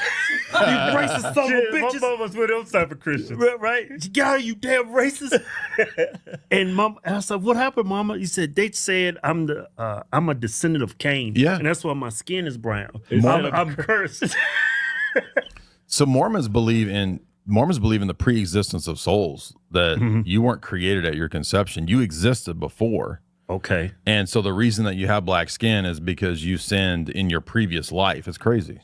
Oh, wow, really? Yeah, they believe that black people are the ones that followed Lucifer in rebellion, and so the curse was to be born as black. Well, that would explain a lot. That's crazy. Yeah, no, there's a great documentary that's pretty well known. It's called The God Makers. It's on YouTube. It's been around forever. Right. If you watch it, it's like a cartoon presentation of Mormon theology. It's like He-Man, dude. I grew up watching He-Man. It's just like that. The theology of Mormonism is She-Ra and He-Man. I'm not joking. Yeah. Except if it was like racist. Yeah. Right.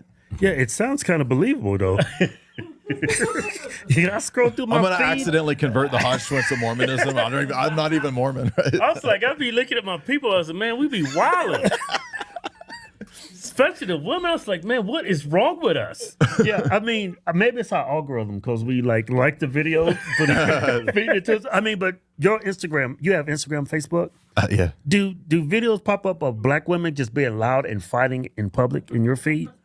They do a little bit. Whatever you do not like it, don't watch it. No. Or you could get bombarded. That's all you get. Yeah. I remember looking up something. I was trying to find a video of a shall we say, a retorted person. And now all my feed is nothing but Down syndrome crazy. So anything you put in, like you get infinite. By the way, that's it.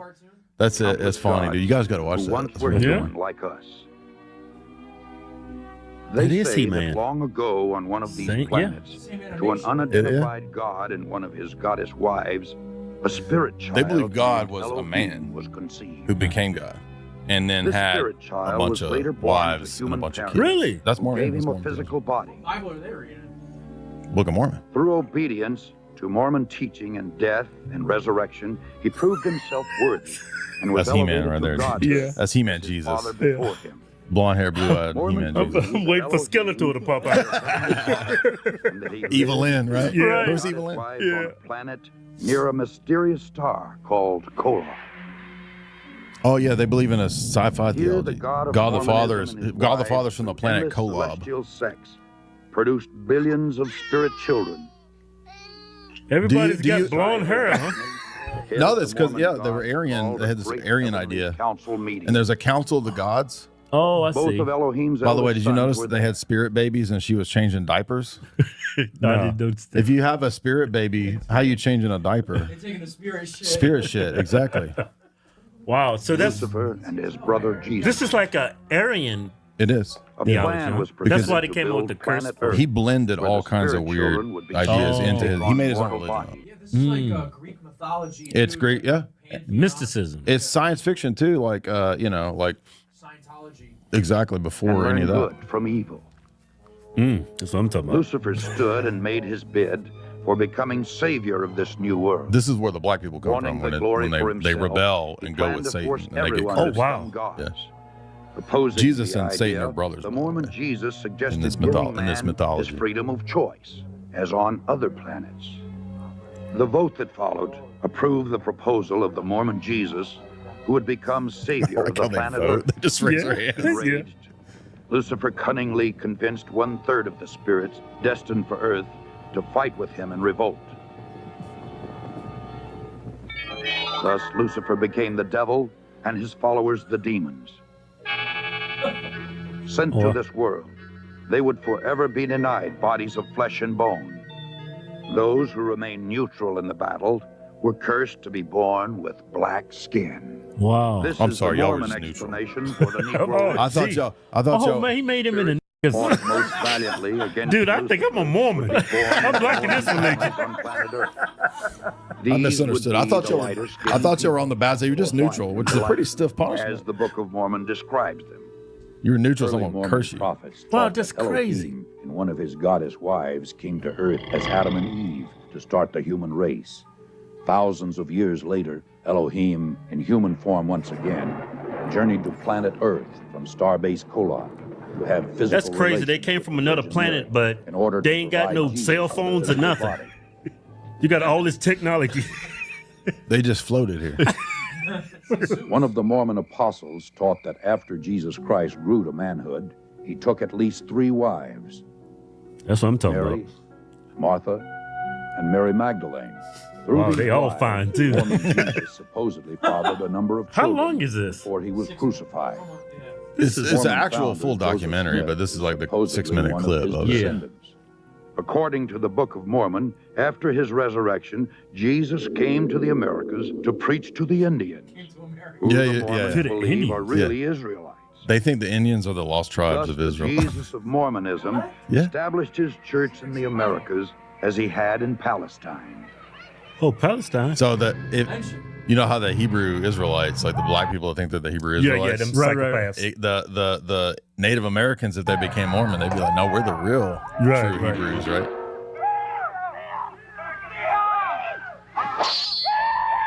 They think there were Roman soldiers in America too. By the way, it just gets By it gets the crazier year and crazier. 421 AD, the dark-skinned Indian Israelites, known as Lamanites, had destroyed all of the white Nephites in a number of great battles. The Nephites' records were supposedly written on golden plates and buried by Moroni, the last living Nephite in the hill Cumorah. 1,400 years later, a young treasure seeker named Joseph Smith, who was known for his tall tales, claimed to have uncovered these same gold plates near his home in upstate New York. He is now honored by Mormons as a prophet because he claimed to have had visions from the What do you think spirit about that? world in That's which he was crazy. Y'all gonna be commanded Mormons to now, right? organize Yeah. the Mormon church. I'm liking this Mormon because stuff. all Christian You know what's creeds funny is were an that abomination. they won't tell you any of this stuff until It after was a little Joseph while. Smith who Really? originated And they'll most admit it of these eventually, peculiar right? And I've had a doctrines. bunch of Mormons come on and debate me on my channel, Mm-hmm. and they'll be like, okay, yeah, we believe that. But they don't want to tell you that at first. The guys that come to your mom's door, like, they're not going to talk about Kolob, right? I'm here from Kolob. That is crazy, man. Yeah. Let's finish it. Might as well. Which millions today believe to be true. By maintaining a rigid code that's how they of came. financial and moral requirements and through performing secret temple rituals for themselves and the dead, the Latter-day Saints hope to prove their worthiness Latter-day and Saints, thus that's become Mormon. gods. The Mormons teach that everyone must stand at the final judgment before Joseph Smith. Well, again, the they Mormon think Jesus, God the Father and Elohim. was once a dude who became a god and then had a bunch of spirit babies. Those Mormons who were sealed in the eternal marriage ceremony expect to become polygamous gods in the celestial kingdom, rule over other planets, and spawn new And they families turn throughout eternity. to blondes. The Mormons thank God Yeah, for it's like Joseph Eminem, Smith, like you who dye your claimed hair, that right? he had done more Yeah. for us than any other man, including Jesus Christ. The Mormons believe that he died as a martyr, shed his blood for us, so that we too may become gods. That is next level. Wow. That's some crazy shit. We just started selling methylene blue, which is way better than energy drinks without the jitters or the crash or the anxiety that it gives you. Yeah, it also has some anti-cancer properties in that. Yes, it's a damn good methylene blue right there. Head over to officialhorsetwins.com. That's crazy. Who do you think the Antichrist is going to be?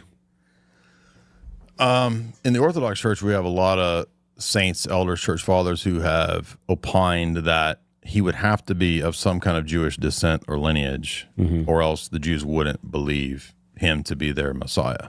So, you know, in John, I think it's John 5, Jesus says, I come in my Father's name and you don't accept me, but if another comes in his own name, him you will accept. And a lot of people have thought that that's a reference to the Antichrist. So I would say that if you look at that and what Paul says in Thessalonians, that Antichrist will stand up in the temple and claim to be God and so forth. There's got to be another temple. There have to be. Yeah, my son sent me a video. I didn't watch it, and it was his. It looked like he was definitely Jewish, but he said this guy, I think he's the Antichrist. I never watched the video, and I don't know how true it was, but it's a. I wish I'd have watched it, but they said that the Antichrist is already here. Yeah, they're saying there's already a modern Antichrist. What's his name? I forget his name. But Oh, you're talking about that Mahdi guy? I think that's him. That wears a beanie. Yeah. I haven't watched any of it, though. I'm ignorant to it. I don't know what's going on. So I was just on Ruslan's channel a few days ago, and we did a whole hour on this dude. Yeah. He's some kind of weird sect of Islam. He was a Shia, Iranian Shia Muslim. Mm-hmm. And then he decided that he's his own branch, kind of created his own new religion, called it like the religion of peace and happiness or some gay title like that. Like, that was something really lame. But then he says, no, I'm the Mahdi, which is the sort of like a pre-end times prophetic figure for Muslims. So he's the Mahdi, who they believe will fight Antichrist. Muslims believe that, right? Mm-hmm. I don't think he's the Antichrist, but like John says in 1 John, I mean, anybody who denies that the Son of God is the Son of God is of the spirit of Antichrist. Right. Some guy who's been leading a cult for many years at this point, who calls himself Abdullah Hashem Abba al-Sadiq, has people asking all over social media if this man is the Antichrist. I am Abdullah, the successor of Imam al-Mahdi alayhi salam, the successor of the Comforter Ahmed, the successor of Simon Peter, the successor of Muhammad, the successor of Jesus Christ. I am the true and legitimate Pope. I am the proof upon the Christians. I am the son of the Muslims through my father, and the son of the Christians and the Jews through my mother. I am the son of the East through my father, and the son of the West through my mother. I am like Zulkarnain, who with one horn in the East and one in the West. And I am the inheritor of all that lies between. I am more knowledgeable than any false pope, and I am appointed by name in the will of the prophets. My name is also on the tongue of Isaiah, who prophesied of the righteous servant, and he said, he will see his offspring and prolong his days, and the will of the Lord will prosper in his hand. Prediction of Jesus. So, is he the Antichrist? No, I'm pretty sure he's not. I think he's just a kind of an odd, syncretic Muslim. Elon Musk has a greater likelihood of being the Antichrist than he. I'm not saying Elon is the Antichrist. I also don't think that. But I'm just saying it would be much more a person like Elon Musk than like this random eccentric Muslim guy. Yeah, a lot of people say Elon Musk is the Antichrist. Him and Trump. Well, he's got a chip that he can. What he put it? Somebody. He was paralyzed and he could actually type with it and everything. That was like that's super crazy. I mean, I think there will be a final Antichrist. I don't know who that'll be or when that'll be. But again, in the Orthodox tradition, like we believe that Paul's talking about, a future rebuilt temple, whenever that is, and that would be one of the signs. And then when some figure arises that people start to think really is God, that would be him. I don't think either Trump or Elon could fit that bill for showing up in a temple and a rebuilt temple. It just doesn't. Hey, what do you think about Trump? It's gonna be the best temple, probably the third temple, but it's gonna be the best temple ever. I don't know. What do you guys think? Probably Kamala can come to the temple. He does a good. We were trading Trump impressions before y'all got here. Right. Probably the best. Might be Antichrist, but it's still great. I will be the greatest Antichrist. Hey, what do you think about Trump's AI image of him as the Pope? I thought it was funny. Yeah. You think he'd get some serious trouble if he was a rabbi? If he did that? Oh, that's a good question. Yeah. I think Christians were like, "Oh, that's funny," but I think if a rabbi, I think you just put a mark on yourself.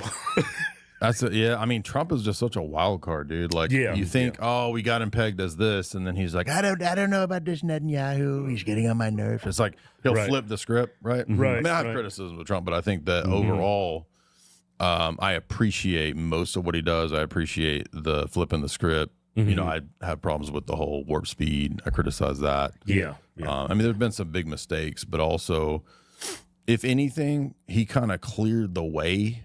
With like years of talking about fake news from 2016 on. Now people believe him. To allow people to talk about things that you couldn't talk about back then. Yeah. And so at least for that, I appreciate it. But yeah, I disagree.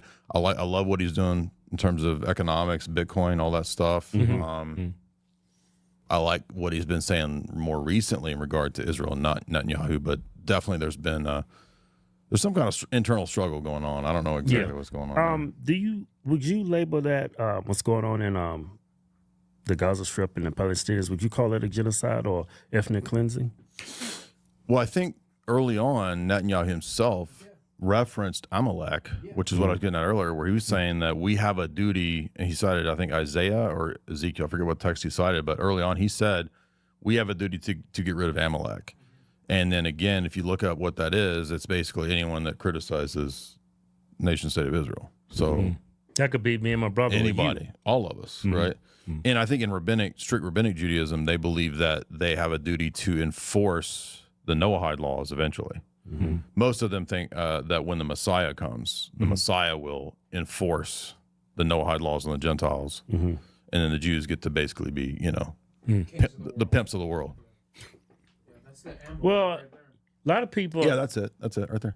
Yeah, a lot of people joke about say when I see Jews talking about this, it's like, no, we don't run everything. I was like, I've made this determination. If you can become president of the United States without being backed by Israel or AIPAC, then you don't run anything, right? But to be a president in the United States of America, you have to have that backing. Without it, you can't become president. Most of the time, you can't become an elected official in this country. Without it. In terms of the money, it seems like the money control, the compromise, these operations of what we've seen with Epstein, all that, to get to a certain level of at least government power. That seems to be the case. 95% of all elected officials in this country were backed by Israel. Yeah, AIPAC. Without that money, you don't get elected. But that's 90% of Congress. Yeah, that's nuts. Yeah. So I think in terms of the last, say, 30, 40 years for government positions, that's got to be the case. Yeah, right. It's like Iran paying for 95% of our politicians. That wouldn't make any sense. But it's Israel, it makes sense. Well, and it's okay. You'll notice that you can oftentimes talk about Chinese compromise of people in government. Right. Russian compromise. And we're supposed to believe Qatar's the new one. We're supposed to believe that Russia, who's this failed state, right, that's collapsing and they can't do anything, but they also secretly got Trump in and they're running everything. It doesn't make any sense. But Yeah, it's like, first of all, every nation state, I'm not trying to cover up for espionage, but every nation state does espionage and tries to interject agents and get these operations going. It's just what happens. Not saying it's good, it's just what happens. But when it's certain nation states in America through influence in the media and all that, like you can't talk about it.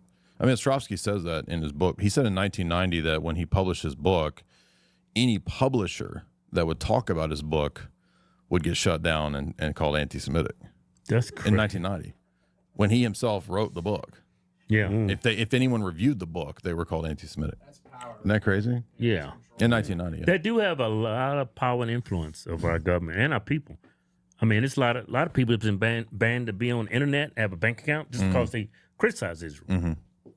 So, well, let me ask you guys, I'm curious, because you guys come out of a background of, you guys are big Trump supporters, right? Yeah. I'm not saying you're not, but what got you on that topic specifically? Out of curiosity. Being conservative? Republican? No, like criticizing Israel. Yeah, but just saying what's going on in Palestine. I was looking at Alex Jones, and he had Kanye on. And Kanye, he was saying some crazy stuff, I thought it was crazy at the time, but it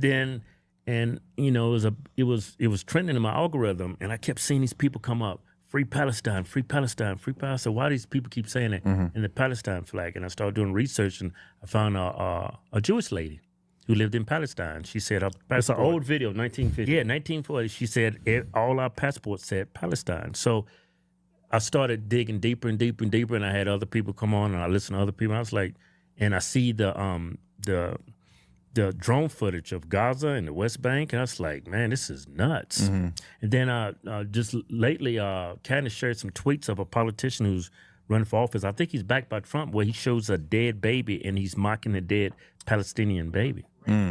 So, yeah. So I just... Oh, I remember that. Yeah. So I started just going down a rabbit hole because I was curious. I was like... Because I was the biggest fan of Israel. I still am a fan of, the Jewish people having their own country, but the way they're going about it is just... I think it's wrong. It's weird to do those, like the way they went about this in terms of living in the internet era. It's just odd optics that they thought that the world would be like, yeah, sure. Right. It's just weird. You seen that drone footage? Just like every building where the Palestinians live is like been bombed. I'm like, and they keep saying they're using their children and their families as human shields. I was like, I still to this day haven't seen not one Hamas soldier. I haven't seen any of these things that they speak of. And I just started, digging on. It just, everything that comes out of there is just, and especially when I even criticize them, they label me as anti-Semitic. I said, I don't hate Jewish people. I don't like what that government's doing. That is crazy. So they're bombing those areas because Hamas is there. Supposedly. We could just say Hamas is anywhere. You know what I mean? Yeah. Yeah, it's like a cop saying, I thought he had a gun. Yeah, how but is Trump going to, we have terrorists in our country. We don't bomb civilians and kill civilians. If Trump started bombing gang members and started killing innocent civilians, he will be impeached. Why is he getting away with stuff like this in his own country? Yeah, and those supposedly are your citizens.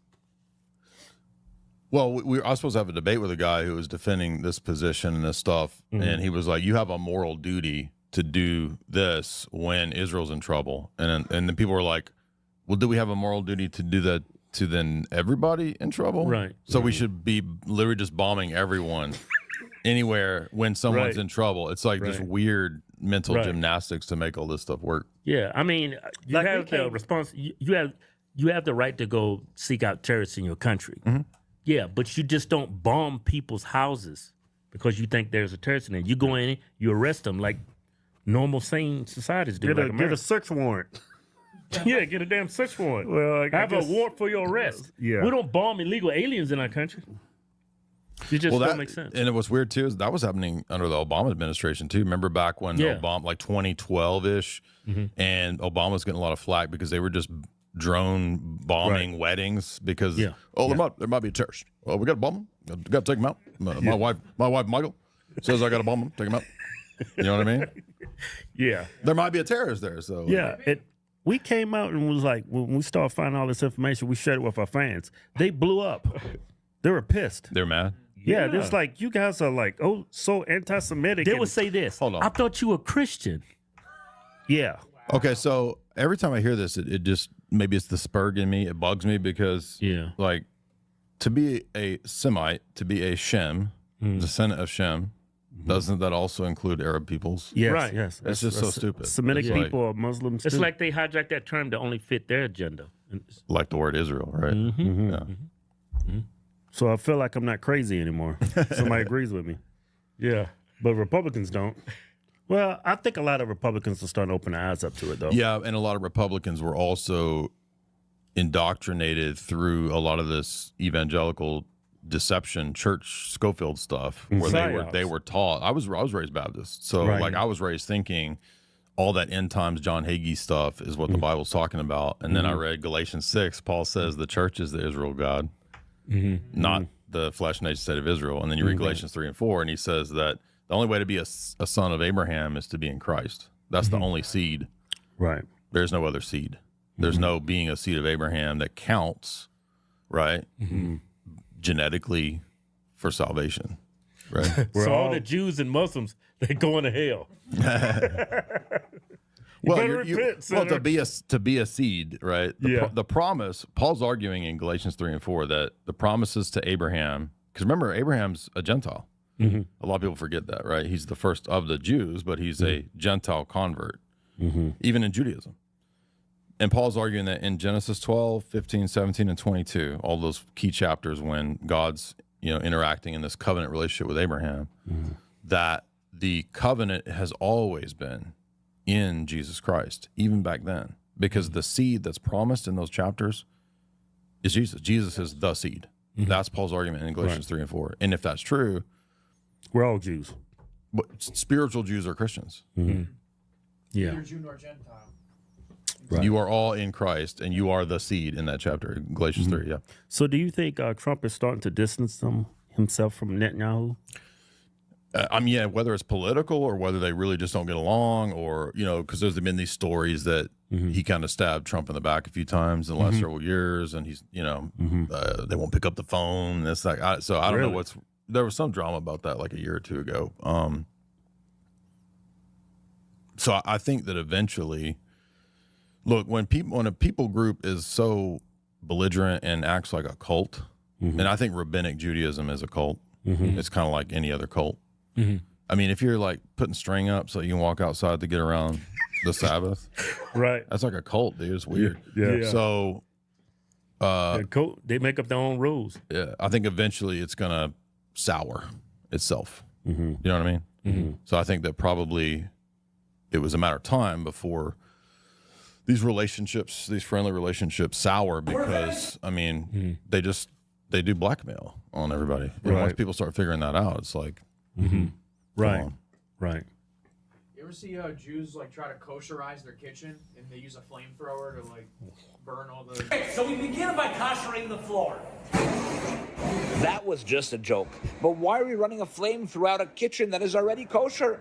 Because for the holiday of Passover, Pesach, we refrain from eating chametz, any food that is leavened. And for that matter, any surfaces that came in contact with such foods must be koshered by flame, especially if it was hot foods that were the light switch. There's one for a toilet too, because you can't work on the Sabbath, which flush in the toilet. So there's a thing that you push a button and it doesn't actually flush itself. It just lets the flush happen. Right. So there's a market that like the Orthodox Hasidic community has of products that allow you to not violate the Sabbath. I'm serious. It's like its own little market. Isn't that funny? Yeah, that's nuts. Yeah, this is the this is 2 and that's 1. Yeah, and part 3 is about to come out. And in these books, you speak of symbolism, and it's in a lot of movies that we don't even catch on to. Yeah, like exactly. That's kind of what. So when I was doing grad work, I was focusing on how movies use symbolism for propaganda, and particularly during the Cold War, Western intelligence used figures like James Bond to project Western ideas through film and through TV and symbolism. So, like in that first book, I covered not just Bond, but like how Kubrick was telling us stuff with like Epstein-style stuff in terms of Eyes Wide Shut. Because if you remember, they're trying to kind of rope Tom Cruise in that movie into like a sex cult, and they're trying to control him. And I've argued that, like, whether or not you think Kubrick was a hero or not, like, I think he was kind of explaining the way the world really works in movies like Eyes Wide Shut, because it's exactly what you see in like, you know, Epstein style stuff. So there's a lot of these kind of hidden gems, even in old movies that people forgotten, that I think are worth decoding in terms of symbolism. Right. So Hollywood movies are filled with a bunch of propaganda. So who runs Hollywood? The Qataris. Chinese Qataris.